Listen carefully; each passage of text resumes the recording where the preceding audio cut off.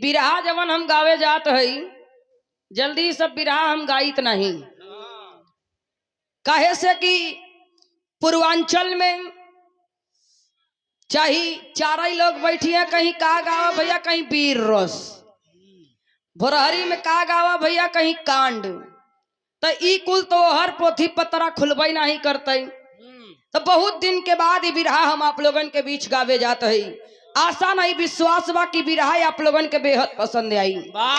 चार लाइन कवि जी भूमिका के भाव में इशारा कैलन है, कैसे मास्टर?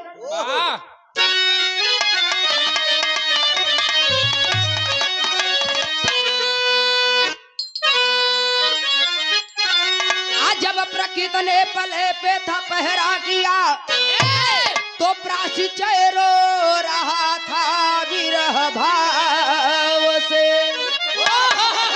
दे रहा सातना कोई अनुराग से, सुन रही थी प्रभावी बड़े भाव से, लेके साहस चला कोई अति भेग में, तो जग गई आस था की आलोकित लहर, आके जनमानस में विधि न हो गया, आज सृष्टि में ऐसा मचाया कहर।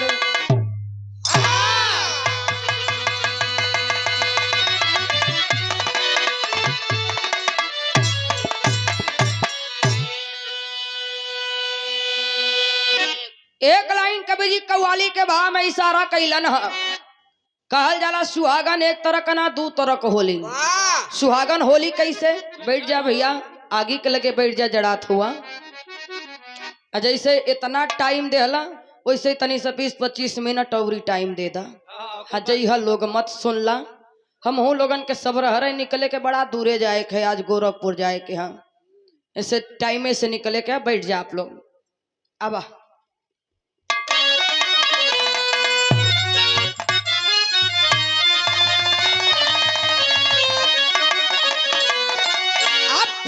जिसको चाहे सुहागन वही है,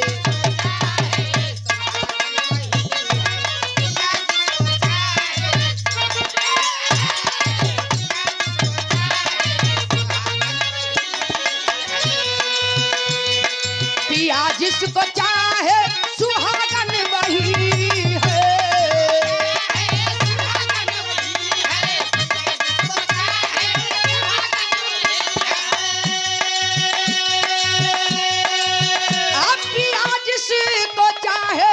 सुहागन वही है, सुहागन वही है, सुहागन वही है, तो जले जो बिरह में अभागन वही है।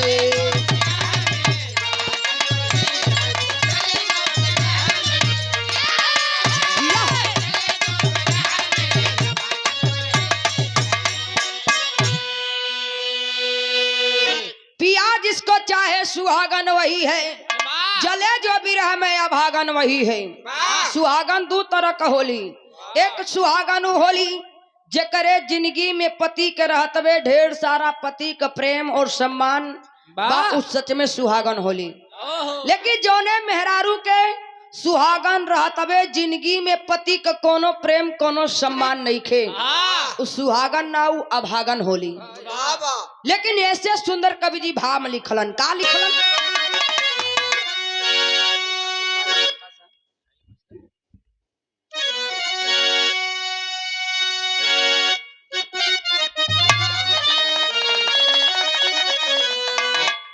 जमी जल रही थी गगन जल रहा था,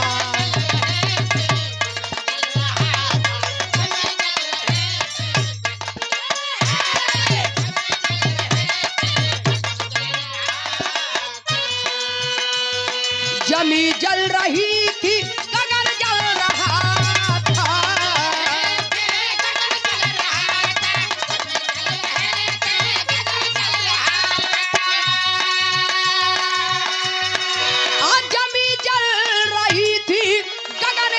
रहा था, गगन जल रहा था, सदियों के सत्य से चमन जल रहा था।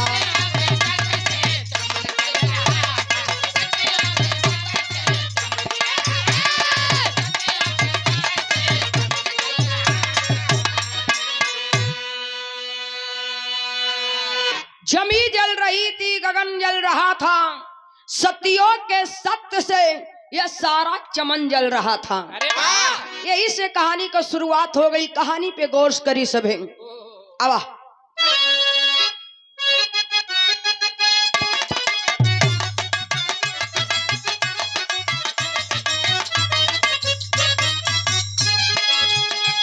प्रजापति श्री दक्ष ने जब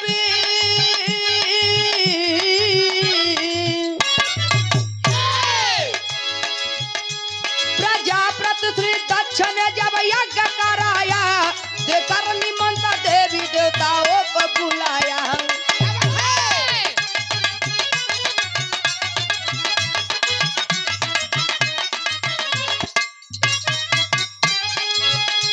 पाए नहीं निमंत्रण देवानी देव ज्ञानी, बिना बुलाए यज्ञ में आई है सती रानी।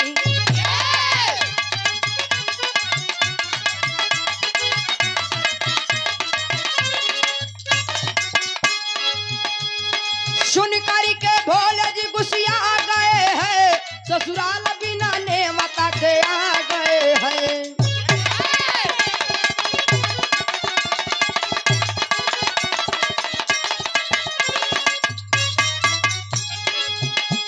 कोई नहीं दरबार में सम्मान किया उनका, स्वयं राजा दक्ष ने अपमान किया उनका।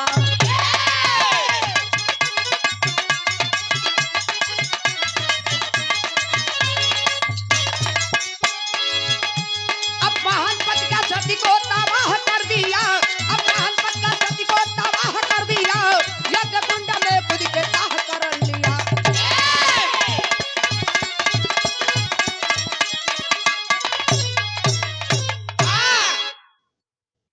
बात कौना समय के है? अपने पिता के विपरीत जाके माता सती भोलेनाथ से गंधर्व विवाह करती हैं। बतिया हमार लोगन के ठीक ठाक समझ में आवत बा ना? कहलन न कि बिरहा हुए होए के चाहिए जवन कहानी और बिरहा एकदम क्लियर हो जाए। क्लियर है, एकदम क्लियर समझ में आवे। नहीं हम तो जौन गाय तो लपेट के रखी दी है, और इधर से दे दे भैया, ऊपरा चढ़ के दे दो, वैसे ही लोग गरमाइल होवन। कायदे से ओढ़ बिड़ला सूरज, बहुत ठंडी बा। आप ले ले। नहीं तो अगर ठंडी कायदे से लगे पाए ना तो सिकुड़ी जावा। जवान का सब लेगा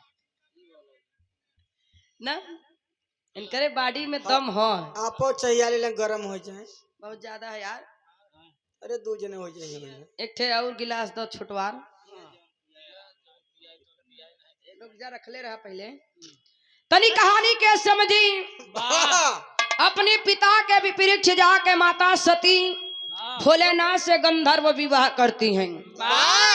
गंधर्व विवाह का मतलब कि जैसे आजकल लोग भाग पड़ा के कोर्ट मैरिज कर लेत हुआ, मंदिर में बियाह कर लेत हुवन, वो सही पहले का जब बियाह होके तो के कहे गंधर्व विवाह। Love marriage. लव मैरिज ले लो।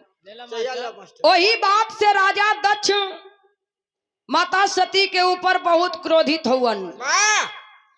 अपनी प्रजा की खुशहाली के लिए राजा दक्ष यज्ञ का आयोजन करते हैं। यज्ञ का निमंत्रण सभी देवी देवताओं को मिला, लेकिन स्वयं अपने दामाद भोलेनाथ को निमंत्रण नहीं देते हैं। इस बात का पता लगाने स्वयं माता सती उस भरी दरबार में, राजा दक्ष के दरबार में जाती हैं, लेकिन कोई माता सती का सम्मान नहीं करता। माता सती के सामने भोलेनाथ का सम्मान नहीं करते। माता सती के सामने भोलेनाथ को अलग अलग नामों से भूत, बैताल, विक्रंग, विकराल, शैतान, तमाम नामों से भोलेनाथ को अपमानित करते हैं। सती पति का अपमान सती बर्दाश्त नहीं कर पाती हैं। उसी हवन कुंड में कूद के माता सती अपना प्राण त्याग देती हैं। जब माता सती अपन प्राण त्याग देहलीन, भोलेनाथ ध्यान में हुवन, आंख खुलल, ध्यान भंग हो गयल। क्रोधितावन पहुंचला राजा दक्ष के दरबार में, त्रिशूल उठौलन, वही त्रिशूल से राजा दक्ष का गर्दन काट देहलन। राजा दक्ष के गर्दन काट के माता सती के मृतक शरीर को कंधे पे उठा के लेके चल रहे हैं, सृष्टि का भ्रमण कर रहे हैं। तेगो गीत लगल मास्टर,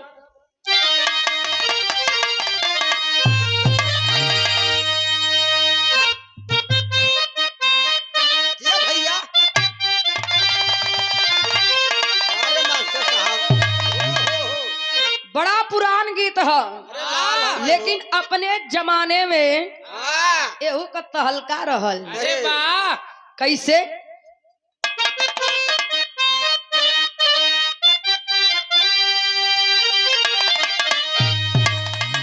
गोरी तोरी मुसकी जबनिया रे, आरा बलिया हिलावे।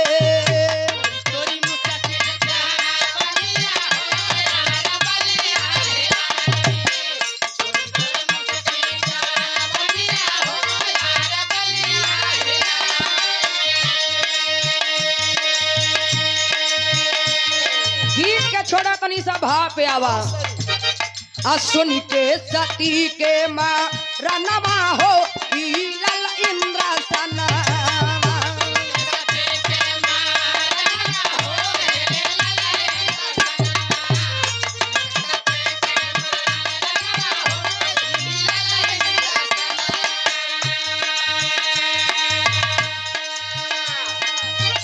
माता सती का देहांत भयल, भोलेनाथ कंधे पर लेके मृतक शरीर के सृष्टि का भ्रमण करत हुवन।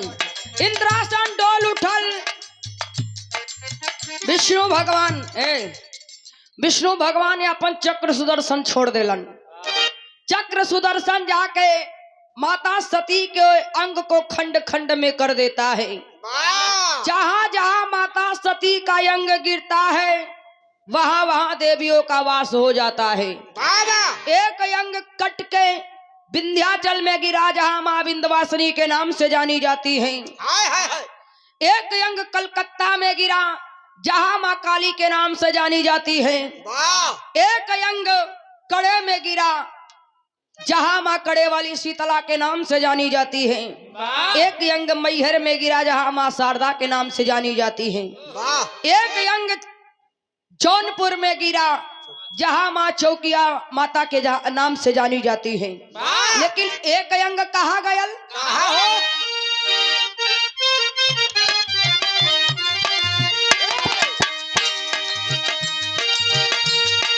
आभा हिमालय से जाके टकराई।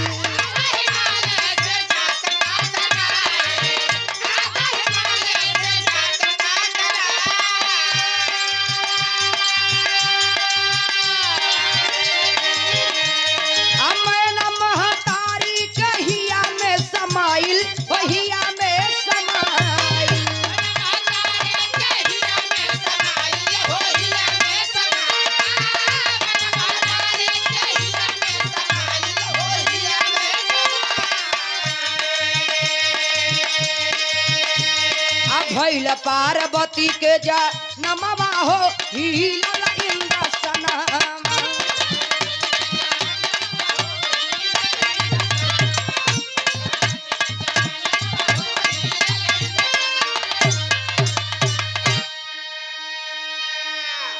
माता सती का एक अंग कट के जाके आभा हिमालय से टकरा के मैना महतारी के गर्भ में समाहित हो गए।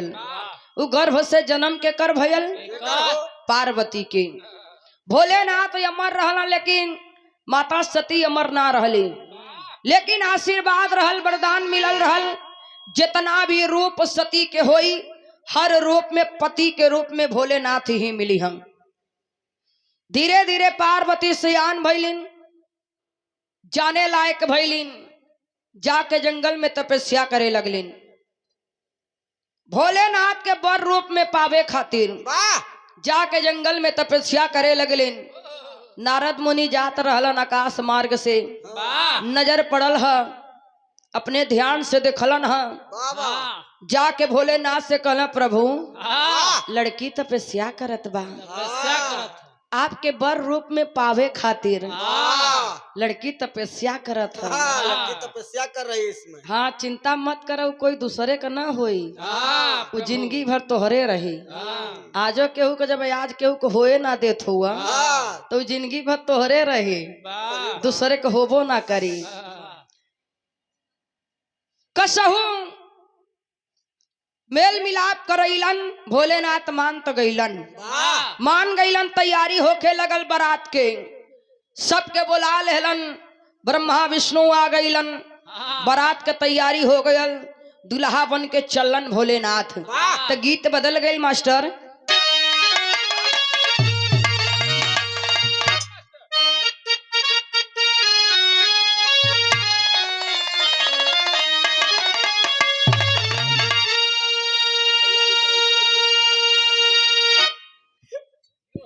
हल्का सा यही उठावा, हल्का उससे सा। नहीं, हाँ। उससे नहीं, बस आओ खाली हूँ। बस बस बस।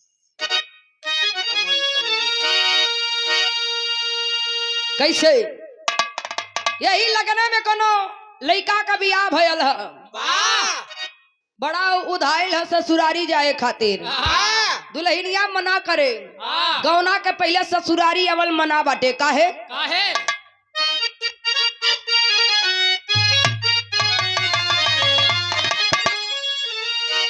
बिना रे गवाना सजनावा, बिना रे गवाना सजनावा, अजन ससुरारिया अइहा हो राम।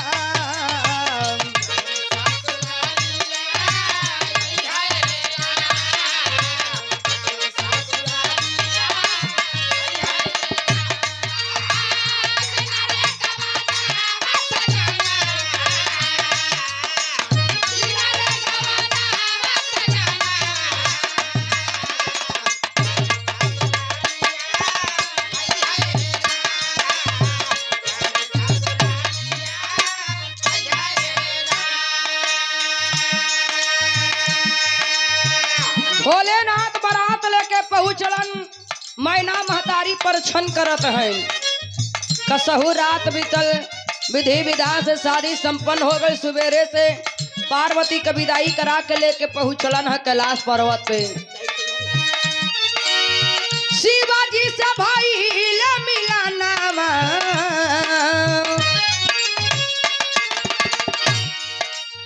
शिवाजी से भाई ले मिलाना,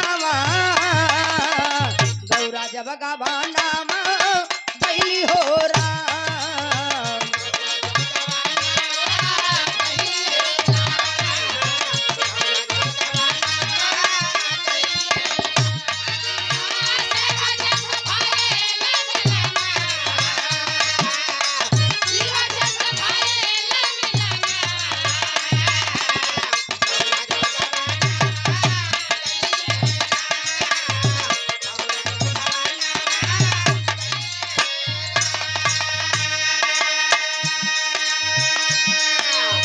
दोनों जन मनावेले सुहाग वाली रतिया,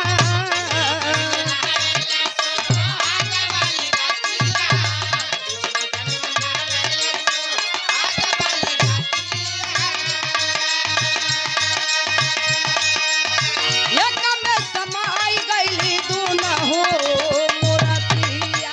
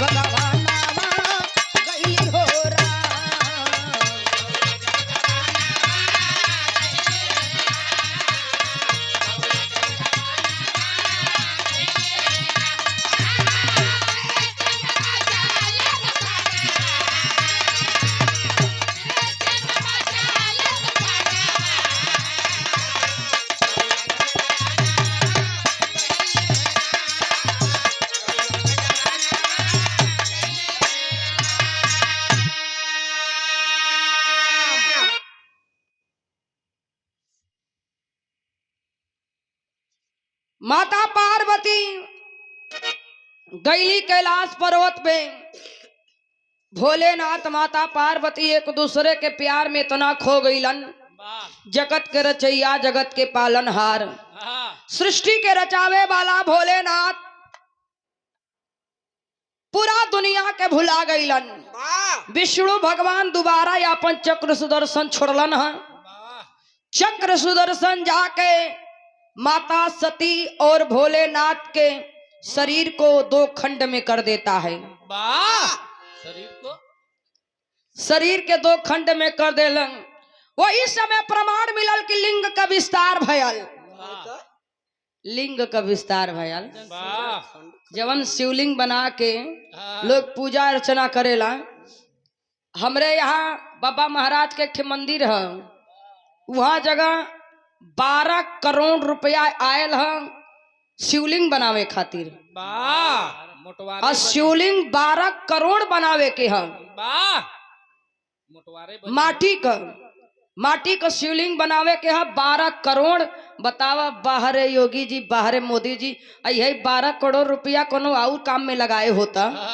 हाँ और पचे जगह जो जगह लिंग में लगाए दे है कुल हाँ। कोनो बढ़िया कार्य में लगाए होता, मंदिर बढ़िया बनवाए दे होता जनता के।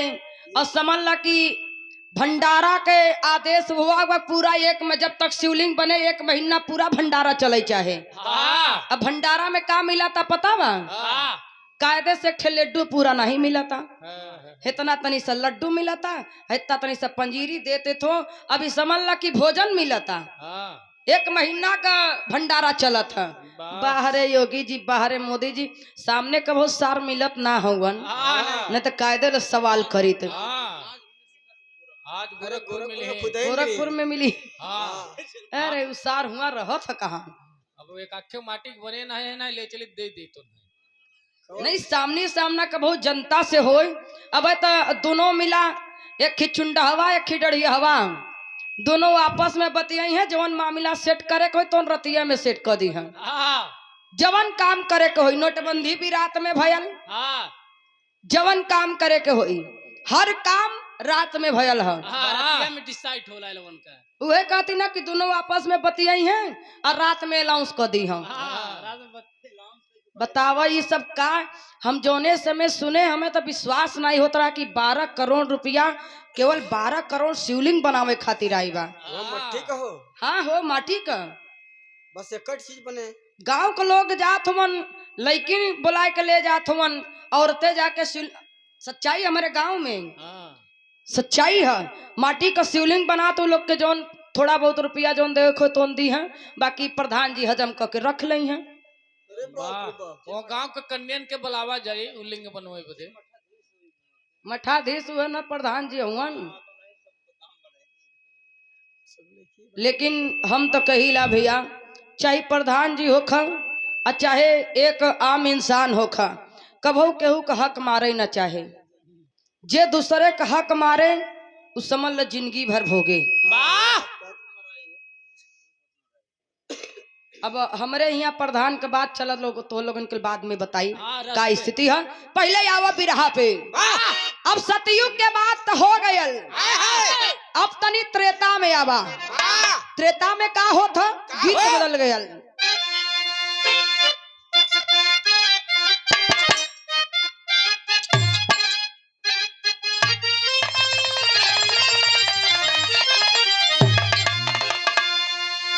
जौने बिटिया के महतारी ना रहेली, विदाई के वक्त जब विदाई होखे लगेला, बाबू ले जात हुआ डोली में बैठा हुआ, बिटिया पप पप कर रोता।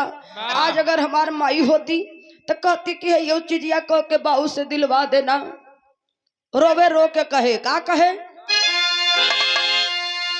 लाली रंग हा लाली रंग ओढ़ी के चुनरिया ससुरारिया जाली हो बिटिया।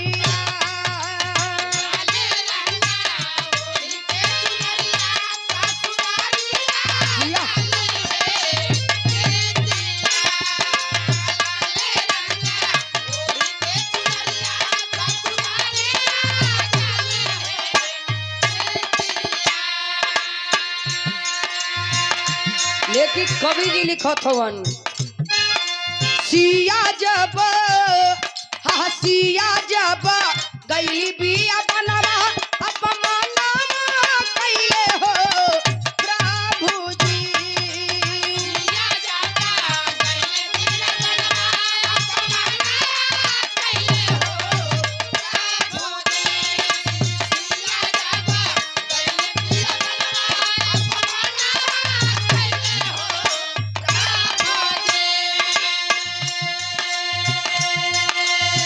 जनक दुलारी जी के सुन के रुदाना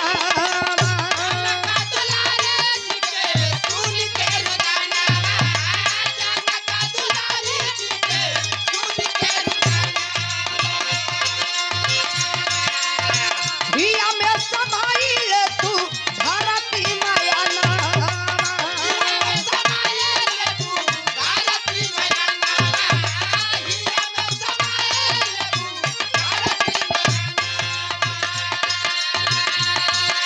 जाने लाई हाँ जाने लाई सारा जग जहानवा अपमानवा कैले हो प्रभु जी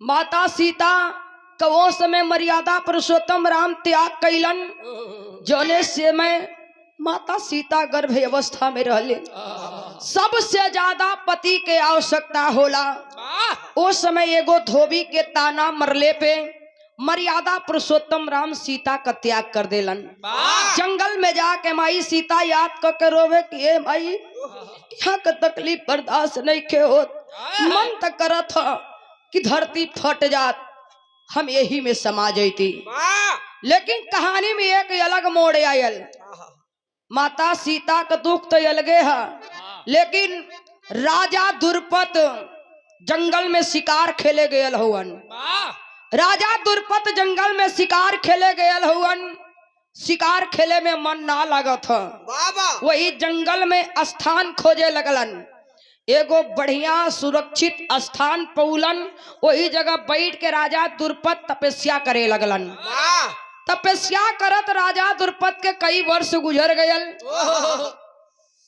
एक दिन माई सीता प्रगट भैली कली की मांगो वर्ष क्या मांगना चाहते हो कली की माता आपके आशीर्वाद से कोनो चीज के कमी नहीं के लेकिन एक चीज चाहत बानी एक बेरी हमरे यहाँ हमरे बेटी के रूप में जन्म लेला माई सीता कली की तथास्तु तुहार मनोकामना पूर्ण होखी लेकिन हम ना हमार परछाई तोहरे यहाँ बेटी के रूप में जन्म होई इतना कह के माई सीता चल गईली अब तनी त्रेता के बाद छोड़ा तनी द्वापर में आवा द्वापर में का हो टेरी के भाव में कहना बांग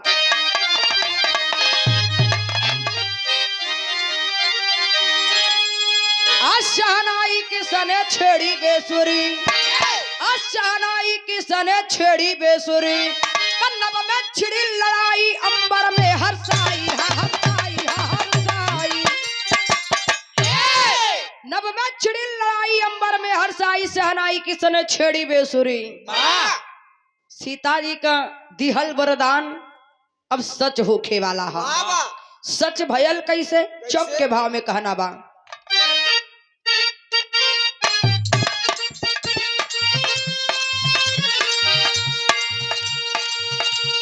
जन्म हुआ राजा के घर जले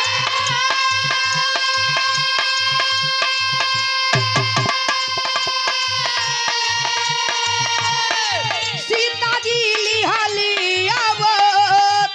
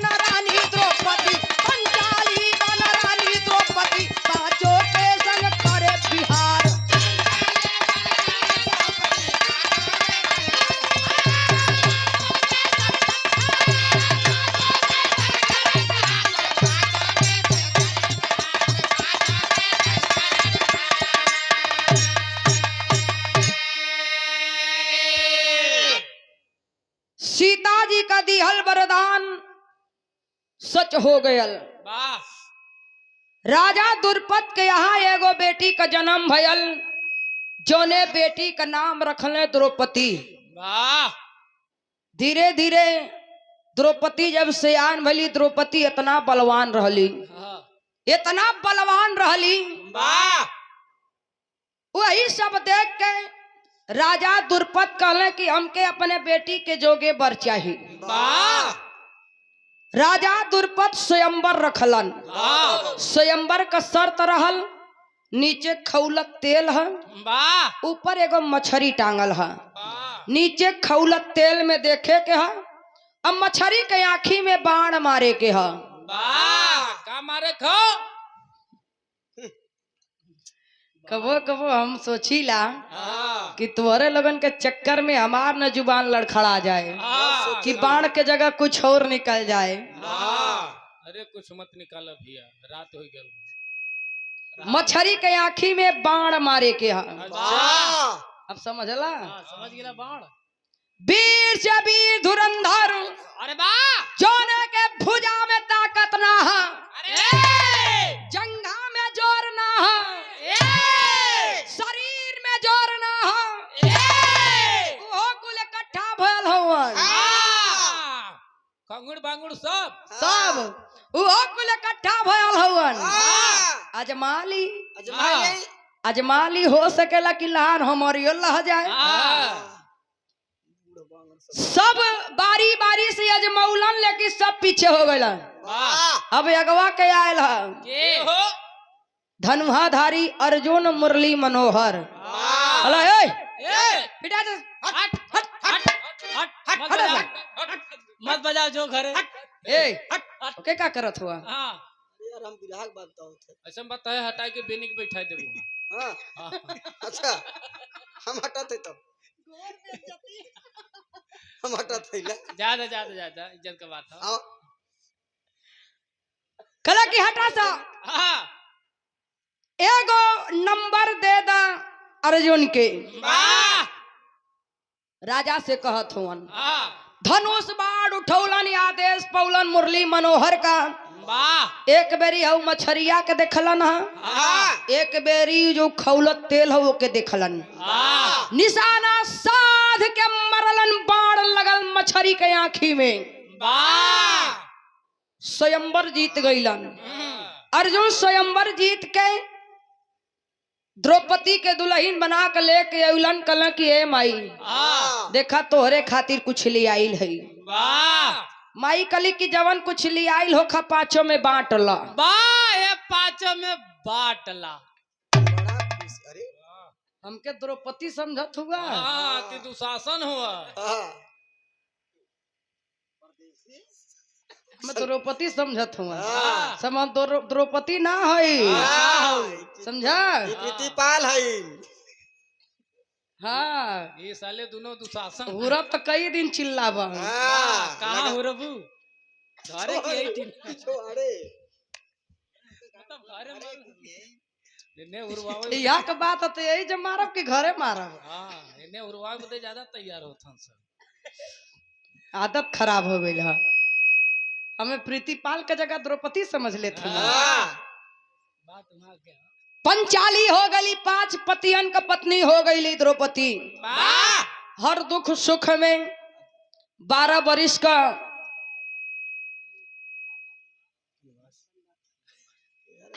यार अब क्या बात? का तो से का कही। या बस काल पूछे अंगूठा के टेके 12 वर्ष का वनवास जब भयल,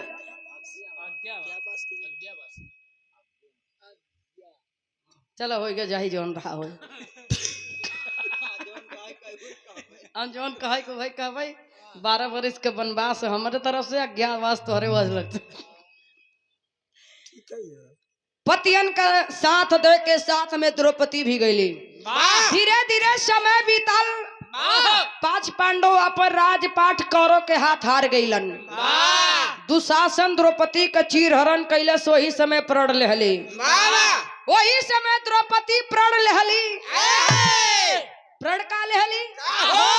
जब तलक है दुर्योधन जब तलक है दुर्योधन है दुशासन हाँ करेजा फाड़ के हाँ ए लगन के लहू से हाँ हम अपन केस ना धुलब। हाँ जब तलक ई लगन के लहू से अपन केस ना धुलब हाँ तब तलक हम अपन केस ना बांधे। अरे वाह बारे द्रौपदी चीर करा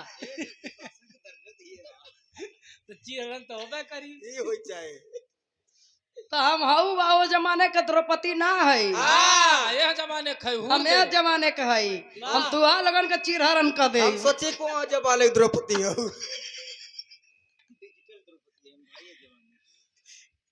वाह धीरे धीरे समय बीतल, महाभारत में लड़ाई छिड़ गयल।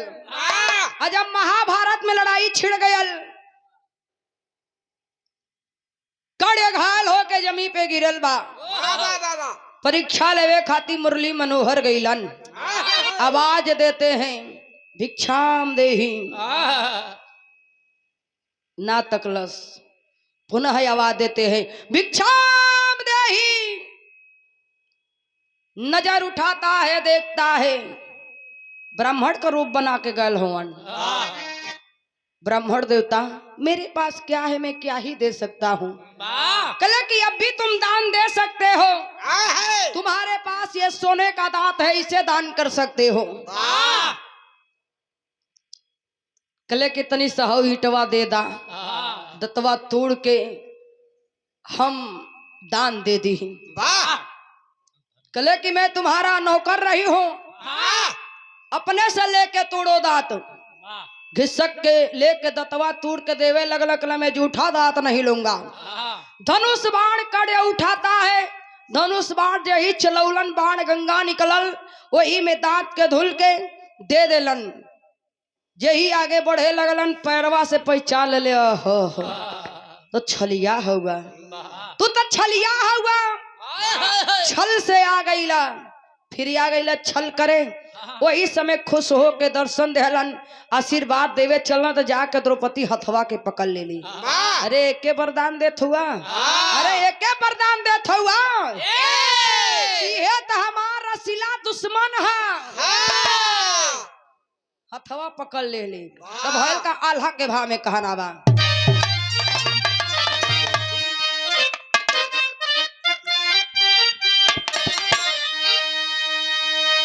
अल्लाह के तालवरिया दवड़ी रानी द्रौपदी ए भैया।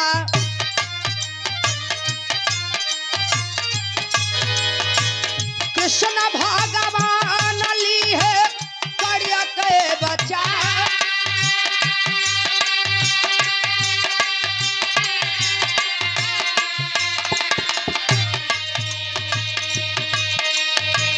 श्याम रानी द्रौपदी के दिहले बरदनवा भैया।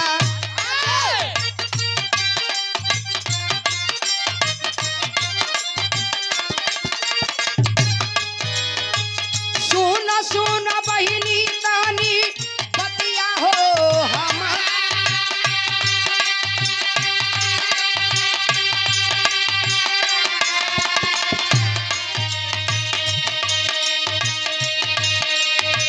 हाथ में कटार लेके द्रौपदी दौड़ी की कड़ के गर्दनिया के काट ले। अगवा खड़ा हो गए, कले कि नहीं अभी वो उचित समय नहीं आया, वरदान देते हैं तुम्हारी इच्छा पूरा होगी लेकिन इस समय नहीं।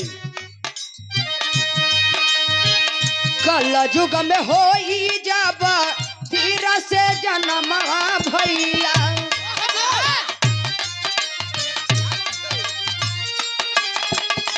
ये वो जन्म पृथ्वी राजा घर जा।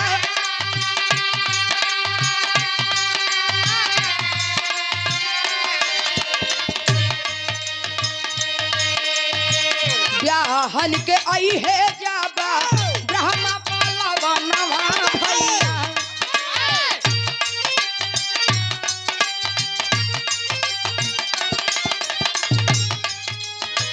बदला चुकई है अपन जगवा हो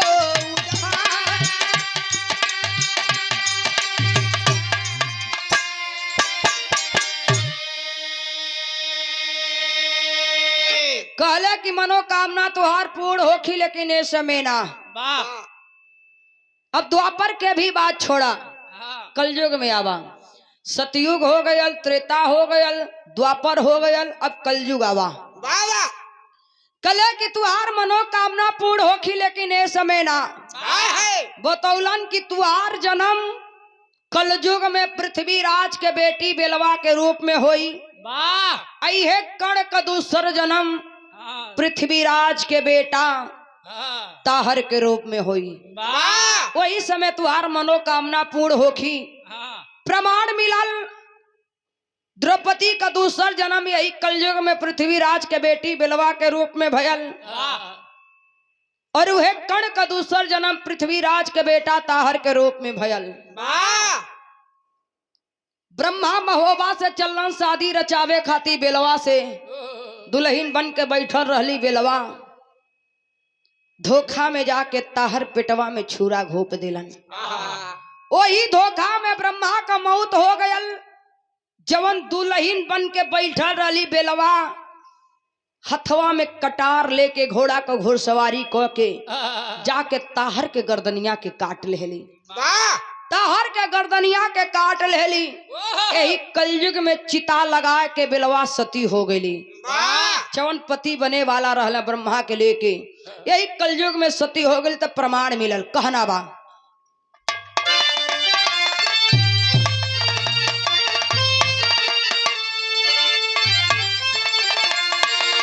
सत्यवंती के सत्य से काटल छतिया हिली।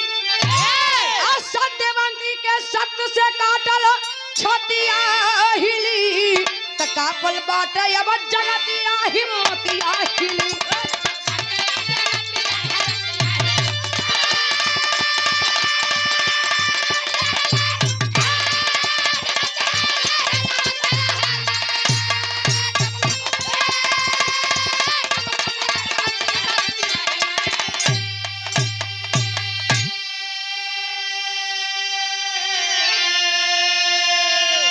इटली जापान चाहे हो के पाकिस्तान,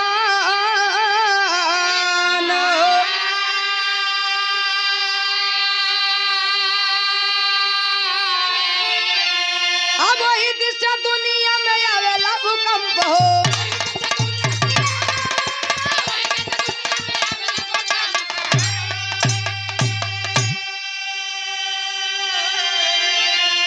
असुर वीर सबही के हिम्मतिया हिली। असुर वीर सबही के हिम्मतिया हिली। त कापल बाटे अब जगतिया हिम्मतिया हिली।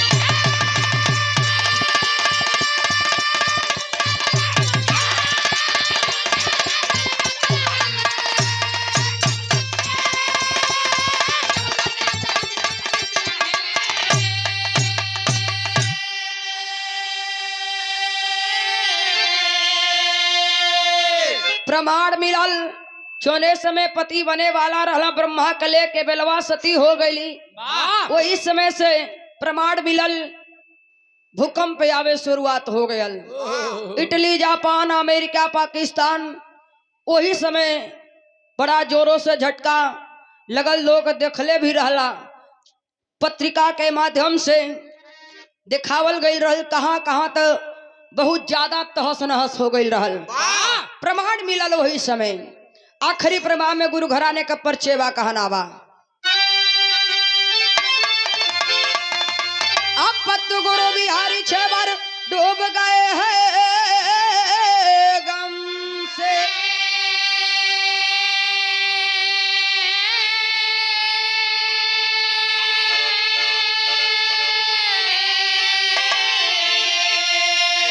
काशीनाथ कहे सुखनंदन आंसू बहे कलम से।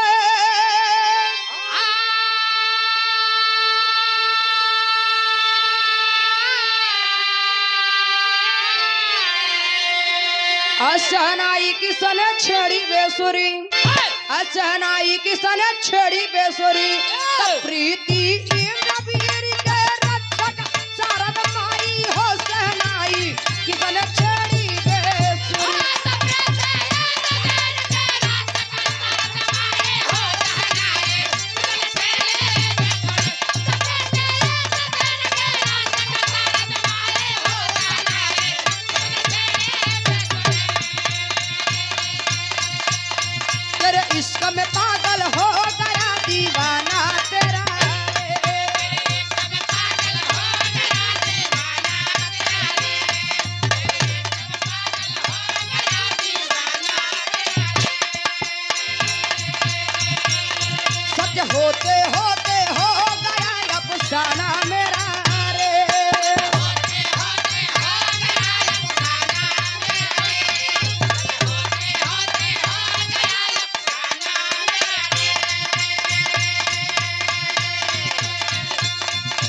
इश्क में पागल हो